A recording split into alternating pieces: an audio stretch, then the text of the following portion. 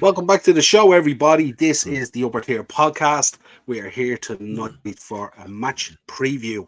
Of course, it is the Shankly sessions for the Liverpool fans and also the Newcastle fans if you want to check out this preview on the channel. If you could smash that subscribe and bell notification button, hit a like on the video. Really looking forward to this one. Joining me tonight, Mr. John Sinclair from John Sinclair TV, no doubt. How are you, John? Big up to you now, my guy, and thank you so much for having us on. How are you today? Yeah, good. Did you have a good Christmas? It's been great. Just been a quiet one at the moment, and with me mum, and been working for a couple of days, and up to Anfield on Monday, so I'll be up for the match as well. Whether some Newcastle fans, jealousy ones likes it or not, I'll sure be there. Yeah, it's an interesting one. I've been following your travels on Twitter for the most of this season as well. Paris, Milan, you've been everywhere really. You've been really out there representing, and it's impressive. And even when the ultras are showing up in France, you're probably there, man. So it's crazy. I was in the ultras as well, which is good. And not with the ultras, but below the ultras. And I couldn't make Milan, unfortunately, because I was to work. But at the end of the day, I enjoyed my time in Paris and loved it, and met the other YouTubers as well, and met the fans, which is amazing. And listen, it's just absolutely fantastic. Yeah, absolutely brilliant stuff. And again, folks, don't forget to go over, follow John's channel. He's on the verge, I think. Where are you, John? You're just on 7K subscribers nearly, are you? 695 or something, is it? Yeah, I've got 6,950 odd, and just double check that now, mate. 6,954. So I need another 56 for 56 subs. Get this man on 7K before the new year. Let's do that, folks. Let's take some guys in the chat. Matt is in the chat. Even the guys really looking forward to this one. Cheers. Appreciate you coming in. Don is in there as well. Very excited. Matt is in. Hope you had a great Christmas, guys. We did. Hope you had one too. Awesomely Red is in. What's the crack, Niall, mate? All good. And hi to John Sinclair. There you go. Thank you. Right. I suppose before we get into the match, John, let's talk about the half-term report. Newcastle back in the Champions League. That brilliant anthem at St. James's Park. Loaded to the gills with Geordies going absolutely ballistic. European football back. And the league, everything going to plan. Talk to me about the first half of the season. What you're thinking, how it has gone, where it has kind of fallen short. Some of the issues that the club has faced. Obviously, the Tonali situation, which I thought was terrible, really, really poor. And I'm still not convinced how blind Milan were to that situation. Let's just say that. Yeah, but give us your feel halfway through Eddie Howe, the whole lot. We just had a lot of injuries at the minute in time, and it's just been a tough season. Look, it's great to get in the Champions League. Eddie Howe's done a magnificent job for Newcastle United. And in the summer, we've got a couple of players in, Sandro Tonali, Harvey Barnes. And listen, at the end of the day, Livramento came as well. And but what we needed is another striker sort of thing. And absolutely fantastic, and we had a striker coming in, but it's a hard one really, because I think our squad's fell a bit short. We could have got more players coming through the club, you know what I mean? And that's what we wanted. We needed another striker, we needed a right side of midfielder, right? Because for me, I love Miggy, but he's not going to win me a title anytime soon. But at the end of the day, the football's still the same. And, and we haven't got a plan B. We just haven't got a plan B, yeah? But we didn't start well. Won the first game against Villa, lost the next three between City, Liverpool, and Brighton. There were three tough games. And then we picked ourselves up, winning the next 3 or 4 games. And then it just fell apart. It's just really, really fell apart because we had injuries. We had 10 to 12 injuries on board. We lost to teams like Bournemouth, Everton, Forest, and Luton. And we got 0 points for them now. And if you want to get in the top 4 these are the teams you're going to have to beat. It's as simple as that. But you know what it is, right? We have to be patient, get the players coming back in. Cool. But Do you know what? I'm not going to blame Eddie Howe. I'm not going to blame him at all because he's a fantastic manager. And I know some of the fans saying that he's taking our club as far as he could and getting a big name in like Jose Mourinho. I don't want anyone near my club at all whatsoever. I just do not want him here at all whatsoever. But the injury front is getting a little bit better. But we're still missing players like Joe Willock, Harvey Barnes, Jacob Murphy. But Jacob Murphy, I like Jacob Murphy, but he's better than Miggy. But again, Jacob's not going to win me a title anytime soon. We need to upgrade the squad. We definitely need to upgrade because there's some of the players are just not good enough for Newcastle United now. It's been a lucky season for us. I mean, Eddie's done brilliant. I think he needs to be back properly, get more players coming through the door. And you know what? I mean, we're 9th in the league for a reason because we've lost, 8 out of the last 12 games, and that's all competitions and that. And beat Fulham's the last game we played. But like I said, I mean, it's just the final ball. It's just letting it down in a minute and just not taking our chances. And another thing is Kieran Trippier. I'm a Kieran Trippier fan. He has been absolutely awful, to be fair. Mistakes galore. It cost us the game against Everton for the first goal. It cost us a semi-final place against Chelsea. But at the end of the day, he's just not been playing well at all whatsoever. I've said he needs to break. He needs to rest. But Eddie still picks him. And here's another thing as well. Dan Burn. I love Dan Burn. I think he's come to the end of his career, Newcastle career, in my opinion. Yeah. Sean Longstaff. Slow, pompous as well. He hasn't been playing well at all. And Miguel Miron. I mean, Costa's equalising goal. I don't care what anyone say. I'm speaking facts here. Yeah. But Newcastle fans don't want to hear this. But, and I love Miguel a bit, but I just don't think he's good enough for Newcastle now. I really don't. We need a proper right-sided player who's going to make a difference. Do you know what I mean? And that's what we need. You got like Olise for Crystal Palace. Why do we get him? And Ezdi, why do we get him? Yeah, they got good players in the Premier League now. Yeah, but with me, if I give marks out of 10 for the half-term report, I'm going to give it a 6 because it could have been better. It's just because of the injuries we've had, and that cannot be helped. But another thing is, Eddie needs to find a plan B because at the minute we are too predictable. Again, our fan base don't want to hear this, but we are too predictable. He needs to change it up if he can. I still love Eddie. He'll turn it around. Give us a plan B. And I want to see in January, we want a fast defender as well because the back four have got no legs whatsoever. No legs at all now. Yeah, I think you've been hit. I think you've been hit really badly with injuries, and I think the Tonali situation hurt as well. I think you started off really well.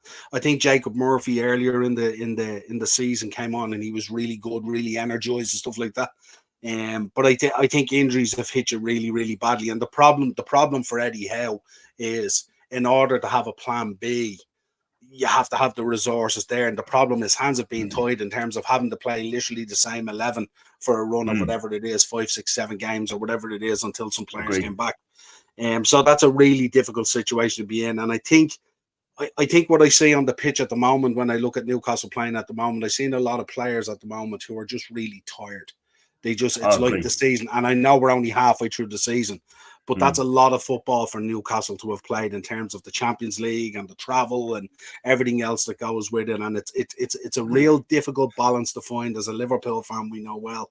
Trying to find that balance between all those midweek games going into weekends, and you're potentially playing on the Sunday, so you're playing catch up, or late on the Saturday, depending on when your Champions League game is and all.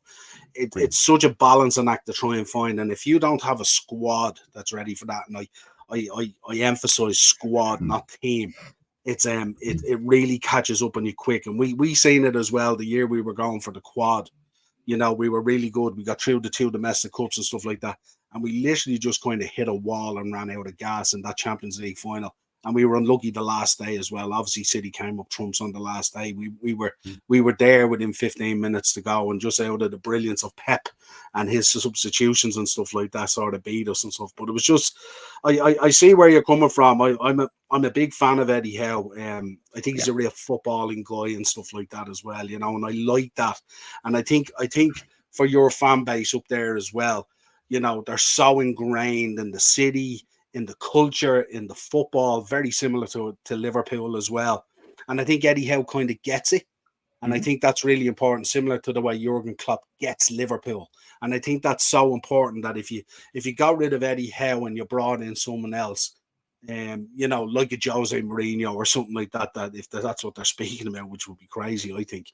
I'm not sure whether he would get it. But I suppose from a Newcastle point of view as well, you were probably ahead of the process in terms of getting into the Champions League and how you achieved last year. And probably needed to do a bit more in the summer. I don't know whether that was held because of FFP or whatever other things were surrounding and stuff, that you couldn't go just a little bit further in another player or two or whatever it is. And again, the players you brought in as well, you've been very unlucky. Harvey Barnes came in, looked really, really well, then got injured and was gone literally straight away. Tonali with the other stuff as well. He didn't hit the ground as much running, but at times he showed potential of what he can be. And then of course you've lost him now basically for the season and stuff like that. So it's a really difficult situation for Newcastle at the moment. You're going through a tough period. And the boys, for me, when I look at them on telly, they just look banjaxed. They just look absolutely. You look at Bruno in midfield and stuff like that. He's normally an energizer bunny, and he just looks so leggy. And so leggy, as you said, against teams that you really should be putting points on the board against, really, you know, teams that shouldn't be out running you and going by you and stuff like that and all. And I think you're right in terms of Dan Burn. I have two lineups picked as well, so you can adjust the lineup when I put your one up. I wasn't too sure what one you wanted to go with, but we can adjust it and talk about it and stuff like that, and talk about where we think the dangers and all will come from. I suppose the benefit for yourself is you're not affected, as far as I know, by the AFCON, and you're not affected by the Asian Cup either. So you're not losing any players. We're losing obviously Mo Salah, and we're losing Endo, of course, to the Asian Cup as well. So two players at the moment who have been pivotal for us in the last couple of months, especially, you know. Talk for us is that McAllister's back in training, so he might play a part in the game. I'm not too sure, but it would be great to have him back. And obviously Jota coming back the other day and getting the goal was huge for us.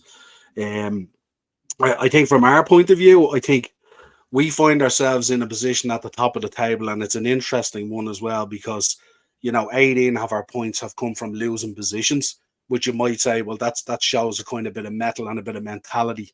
It does, but it can often run out. It's not sustainable, if you like. I think where we've played this season, and a lot of the reviews I've done on matches have mainly been about points over performance. I don't think we've performed really, really well, but we've gone out mainly and got the job done. And obviously the drop off in City and in their form and all has opened up that kind of gap and stuff like that as well, somewhat. So yeah, let's get into the game. In terms of the game, I mean, there's a rich history between both our clubs, obviously with the historic 4-3s down through the season, and the clubs and various things like that and all, and everything that we've endured, the highs and lows of chasing titles and falling short and amazing games and all that kind of stuff. The game that's coming up this Monday, which is a huge game, it's the first Monday night one, obviously, of the new year. I don't think you could pick a better game to pick as the first Monday night of a new year. They're always electric, these games anyway, Newcastle and Liverpool. You'll have a decent, strong army down there as well. I'm sure plenty are coming down to Anfield to represent. What way are you expecting the game to go before we get into lineups and stuff like that?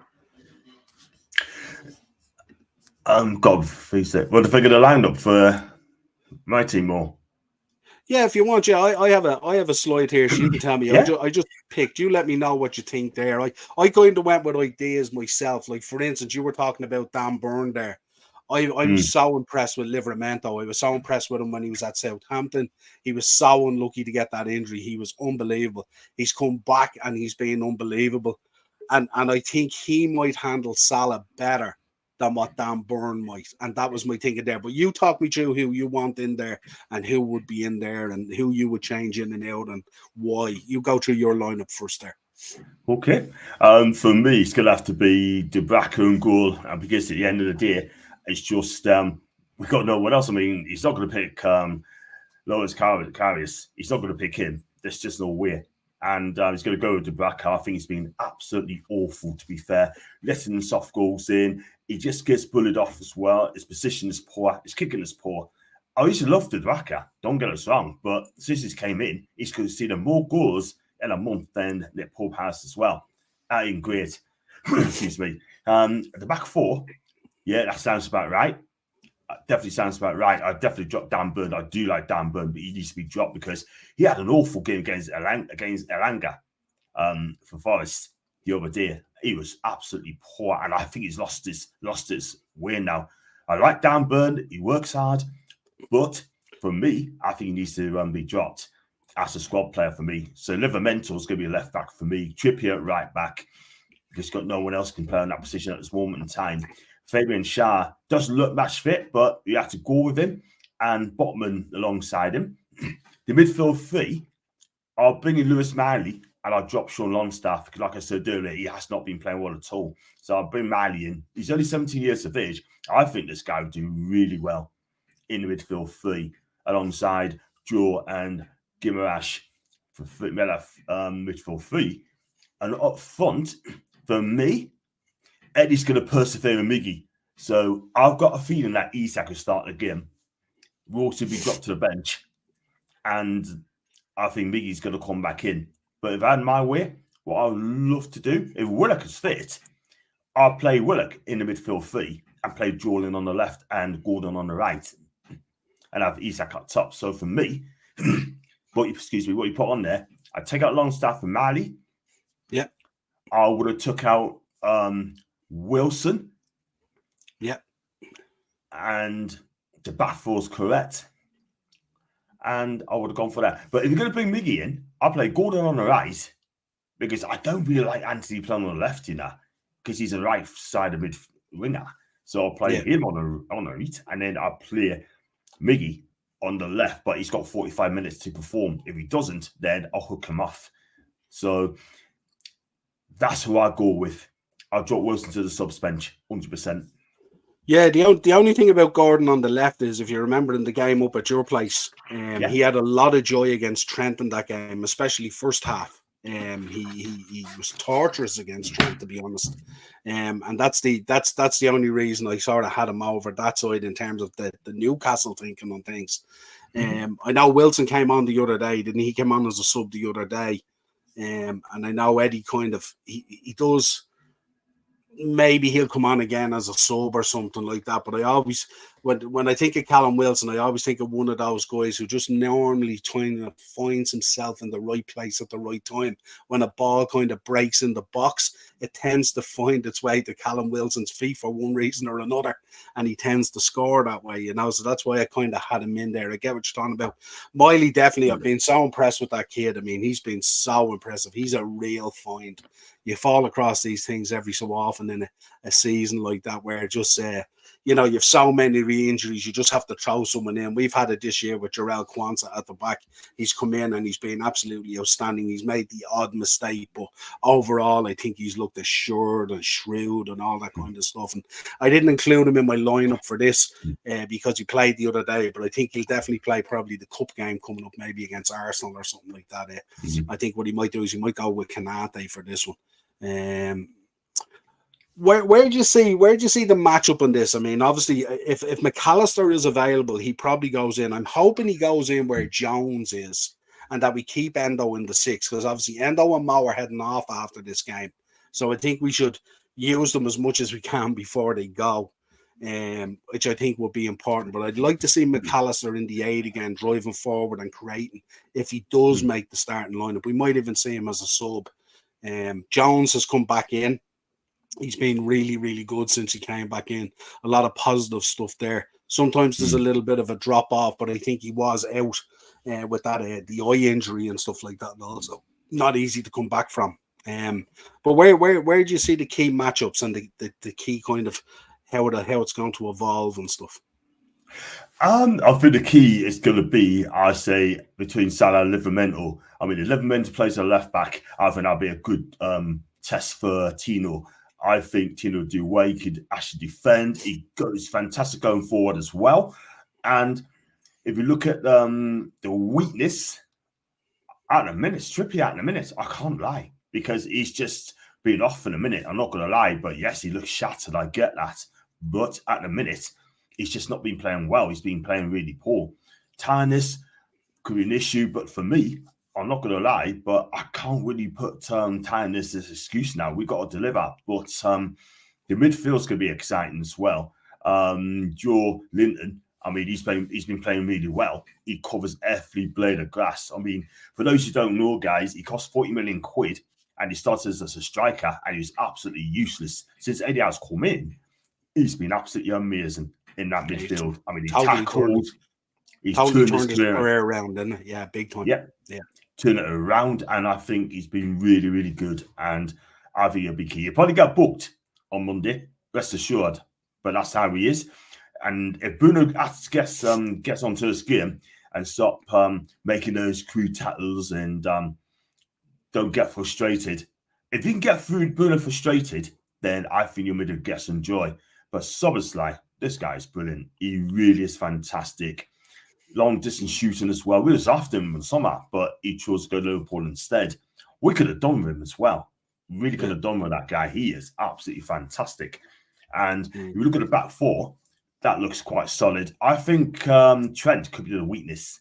I really do. I mean, if Gordon plays on the left and he faces Alex, Trent, sorry, I meant to say, I think that'd be fun. I think if Gordon does it again, then, like you said earlier, we'll probably get some joy. But Darwin Núñez, I tell you what, this guy, he absolutely killed us. Absolutely killed us at St. James Park. Cam was a sub score twice. And Jota, he's a really good player. He really is. But our back four, I mean, Botman and Shaw have to be on their game. I mean, Botman had a very poor game by his standards. Yes, he's just come off a long injury, but he get a bye for that. For Fabian Shaw, for me, I mean, he's a good player, but he had a poor game against Forest on Saturday. Saturday, Boxing Day. So for me, weakness where I think Trippier at the minute, and if Sean Longstaff plays as well, then I think he could be a weakness as well in the midfield. I think Szoboszlai will run rings around this guy. I'm telling you. Endo, I never heard of this guy until you signed him. He looks a good player. He looks a really good number 6. Kanate, I like him a lot. I think he's a really good pacey defender. That's what we need at the back, though, Lyle. We need a pacey defender at the back. We ain't got that. Van Dijk does Van Dijk things. He's not the same player, but he does a job. Joe Gomez as well. Every time they play against him, he's always good. But for the other one as well, I'm not going to lie, right? That he's just an okay player.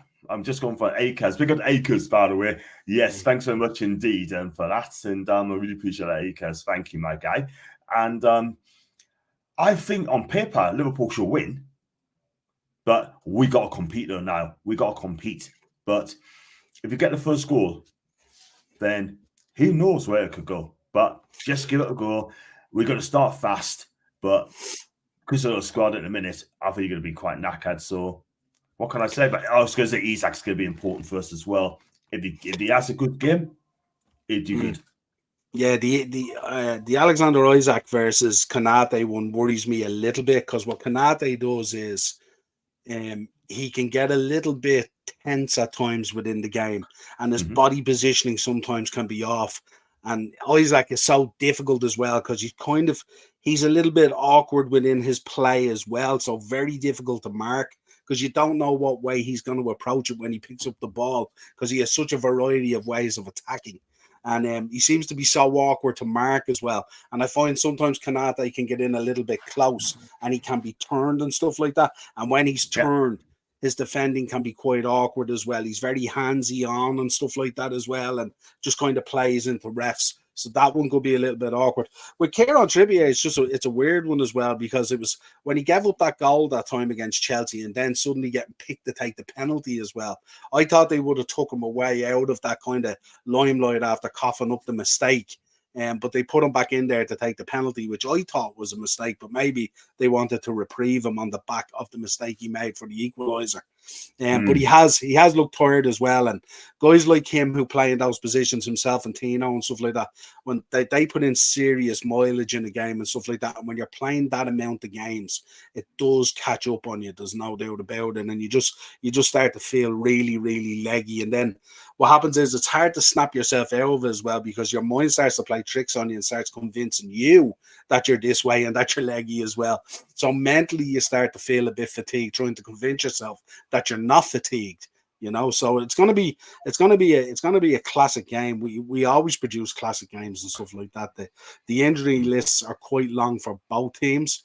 But thankfully enough, we can put out two reasonably solid teams and have some reasonable subs there as well. I think Botman back for you is absolutely huge. I think when you lost him, I think there was issues there in the defense and stuff like that. But before he went out injured, he was absolutely exceptional. What a player he is as well. He is a fantastic player. He really is. When he's fit, then you're going to see the real Sven Botman. I mean, this guy, I'm not going to lie, he's going to play for Bayern Munich. I really do think one day he'll get a big move over there, and I think he'll be absolutely brilliant. But in a minute, he's our player, and I'm happy to see him here for a long time. Yeah, Acers is saying he's looking forward to watching Sunderland next Saturday afternoon as well. Yeah, that's your FA Cup game, isn't it? It's going to be it's a hard game, because the way we're at in a minute, we cannot afford to lose that game, because that's a huge, huge game for Eddie. It really, really is. But I just hope that we get the players back fit by that time, because we need it. Yeah, absolutely. I mean, especially with the FA Cup, you have to rotate. But I suppose for your situation as well at the moment, being 9th in the league, I think it is, and also, you know, crashing out of the Carabao Cup and crashing out of also the Champions League, the FA Cup has become of huge importance now, let's say, in terms of your season. So you're going to have to go in strong there as well, because the thoughts of fielding a weakened side and not getting the right result would heap a lot of pressure on Eddie Howe. But in terms of the game, obviously the game on Monday, give us a score prediction and let us know who you think the scorers are going to be.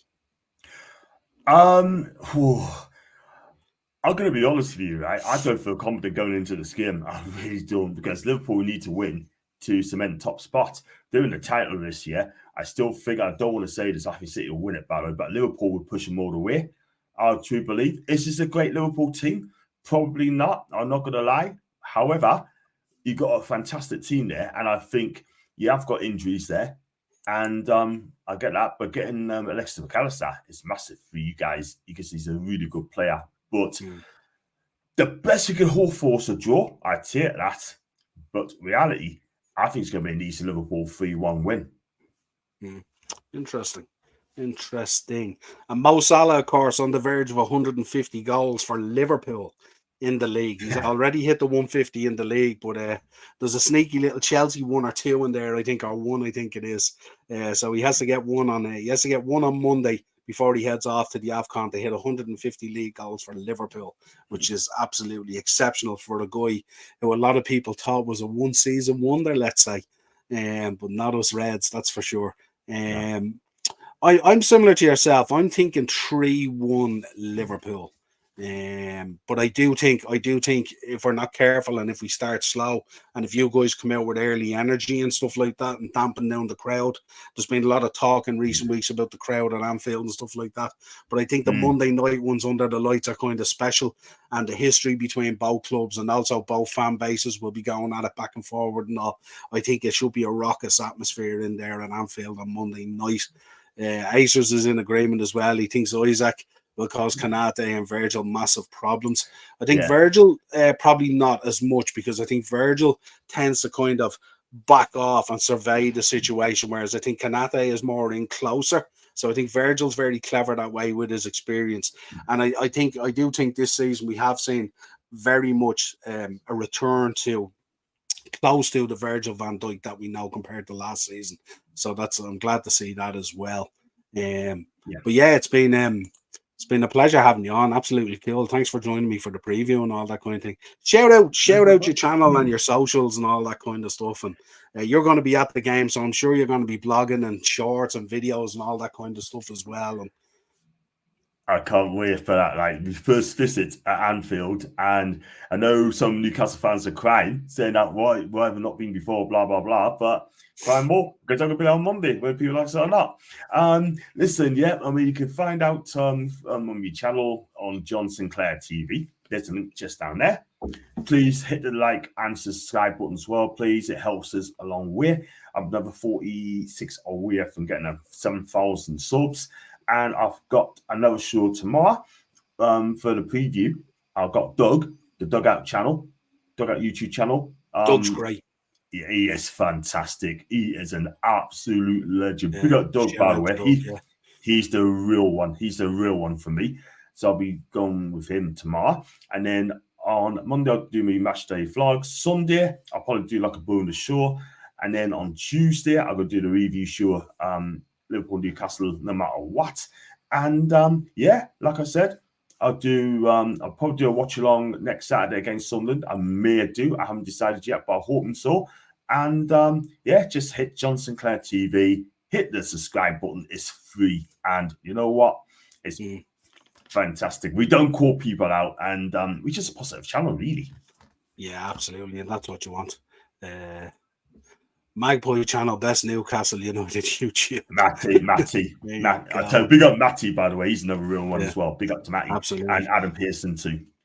Yeah, listen, you're gonna have a great time. If it's your first trip to Anfield, it's historic, it's unbelievable. You'll feel the atmosphere. It's and I'm not just saying this as a Liverpool fan. John, it's a very special place to go to in terms of football. You've heard Wenger talk about it. You've heard Mourinho talk about it and all that kind of stuff. When you walk out onto the pitch, you hear you'll never walk alone, whether it's your anthem or not. You'll know you're in a very special place, and it creates a really great atmosphere in there, and you'll love every minute of it. I know you might not if the result doesn't go your way and stuff like that, but you'll lap up the experience and the atmosphere anyway. I'm looking forward to it, my guy, because I tell you what, I mean, like I said, it's your first time at Anfield. I'm gonna do my first ever vlog, and do you know what? I think it's gonna be amazing, and I'm blessed. I'm just blessed. Yeah, absolutely. Daz wants to know what's your thoughts on Taylor as the ref. How have you felt about this? I've gotten to a stage now with refs and officials where I don't even look anymore who the refs are. I just couldn't be bothered at this stage. We've had 3 official reactions from the PGMOL in terms of apologies, and I've just given up on that whole situation. I don't care who refs the game at this stage or who's in the VAR booth. People get so caught up in it and stuff like that and all. There's just absolutely no point, because the level of officiating in VAR is just deplorable, no matter who's doing it. I was watching actually the commentary on a game there the other day. Can't remember what game it was. It might have been the City game. I'm not too sure. It was one of the games. Actually, it was last night, and it was the Brighton game. And the linesman on this side he's the oldest official in the Premier League pool, if you like, and he's supposed to be the best. And he called an offside, I think, against Brighton. I think it was, and the player was literally 6 or 8 inches onside. And it was right at the time when they said that on commentary how good he was. He got it wrong. And that for me literally summed up officiating and VAR in the Premier League this season. It is just a mess. So yeah, I don't even look. It could be Dennis Taylor, the snooker player, reffing it. I wouldn't care at this stage. It doesn't matter. We've got Oliver next week, Niall. Yeah, it doesn't look. If you're not getting Oliver, you're getting Taylor. If you're not getting Taylor, you're getting Coote. If you're not getting Coote, you're getting, it doesn't matter. We Paul Tierney. We Paul Tierney the other day. You know what I mean? And it's mad when you look at the spread of refs as well. Have you seen the geographical thing where so many of them come from, up north and stuff like that, and all in around that area and all that kind of stuff. Yeah. And there's only a handful down south and stuff like that. So it doesn't really matter. I just don't get into it anymore. I don't bother because there's no point. You know what it is, right? I mean, I think we got Craig Paulson on one. I think I had Craig Paulson the other day. But Tom, I tell you what, he's one of the worst we've had, Craig Paulson. And there's another one who refereed, I think, Southampton Arsenal last season. And Arsenal should have had 2 penalties, and the referee thought they died. But I can't remember the ref's name. But we had him against Chelsea last season, and I thought he was poor as well. I really did think that. But We need character referees. There's just none of them anymore. Do you know what I mean? There's just none left. There's none left. The old school referees are fantastic. You know what I mean? Yeah, I can't imagine anyone going through school wanting to grow up and be a referee. It's like, I often say this as well about goalkeepers. You have to be a certain human being to be a goalkeeper. Absolutely crazy at times in the head and stuff like that. Because no one ever grows up wanting to be a goalkeeper. And I'd say reffing is pretty much the same. Absolutely crazy stuff and stuff like that. What was your reaction the other day? Chris Woods with the hat-trick? Well, listen, at the end of the day, right? I mean, we can see the poor goals. I didn't go to the match because it was Christmas and I want to spend time with my mum. And yes, I'm a season holder, but you know what? I just spent time with my mum and just down here. I got to work the next year. But I think Chris Wood, fair play to him, honestly, man, because we had him for 25 million quid, and then he's only here just to keep us up, which we did stay up.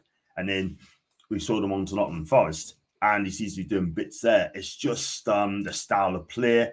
And that's why he's been successful at Forest in a minute. But we conceded those goals. It was the easiest goals you ever scored against, in my opinion. Our forward defence was absolutely shocking. And Miggy was a fault for the equaliser as well. I can't lie, because, I mean, I've got to be honest, but if you go on social media, they don't want you to speak facts. Newcastle fans don't want you to speak facts and speak the truth. But I speak the truth. I say it how it is.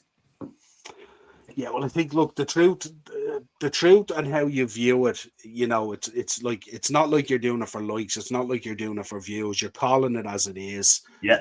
And if you're true to yourself and you're true that way to your opinion, and you're not kind of reactionary in a way where you're trying to generate all that other stuff that comes with content creation and stuff like that, you're on the right path. You're sticking to what you know best and stuff like that, and you won't go wrong with it, Exactly. Just be honest to yourself, let them know about it, and just speak the truth. And that's exactly what I'm doing. I just call it out as I see it. And then some people, right, just do not like speaking the truth. You got all these some of our hipsters, right, who support Newcastle. It's the younger generation, the fans, some of them, not all of them, think they're super fans, and they think they know all then the old school people. Well, actually, they don't, because those are the people who haven't got season tickets. So they've just doing it, like you just said, they're doing it for likes and the clicks and the attractions, you know what I mean? Doesn't work like that. Yeah. Ace was saying the new Newcastle kits for next season look lit. He must have seen a leak for them or something like that. He says they look pretty good, so that's interesting as well. So we always do at the start of the season, we do a review of all the kits in the Premier League and all, and who we think which ones are cool, the aways and the homes and all that kind of stuff. So it's always a good show. Well, listen, absolute pleasure having you on. Thanks for taking the time. Really, really appreciate it. Good luck. Enjoy the weekend. Happy New Year to you, of course. And listen, enjoy the game either way. It's just sure to be an absolute belter. And no doubt we'll be back on screen together again soon. I think the last one we were about on Del Boy's channel, I think it was, wasn't it? I think yes, it was. Del Boy's. That was a great show. Del Boy's class. So passionate. He is class. He is so passionate as well. Do you know what I mean? I hope he comes back soon, because we haven't seen him for ages, man. Yeah, I've missed him all right. I do talk to Warren and I talk to Kyle all the time and stuff like that, but I haven't heard from Del Boy at all. But hopefully he comes back on soon. Really do miss him, because he's so reactory, but he loves his club so much, so it's great to see it and stuff like that. He does. He wants to see Arsenal win a title. He wants to see Arsenal win a title. So with Jez, big up to Jez if he's watching, by the way. Jez and Kenny Ken. I love those two to bits, man, because they speak facts, and they don't care if people have a go at them. They speak facts. You know why? Because they are real. Absolutely. Aces is in. Hopefully 4-3 again. Kevin Keegan classic. Yeah. Yes, listen, offer me I'll take a 4-3. I'll take a 4-3 right now if they want to give it to me. Absolutely 100%. Might be good for my heart or any years I lose off my life and stuff like that. But yeah, I'll still take it anyway. Well, listen, folks, until next time, pleasure. Thanks to everyone in the chat for joining us. This is the Liverpool podcast. It is the Shankly Sessions as part of the upper tier. So, of course, go over there and hit the subscribe and bell notification button. Get John up to 7,000 as well. John Sinclair TV. Make sure you're supporting this guy as well.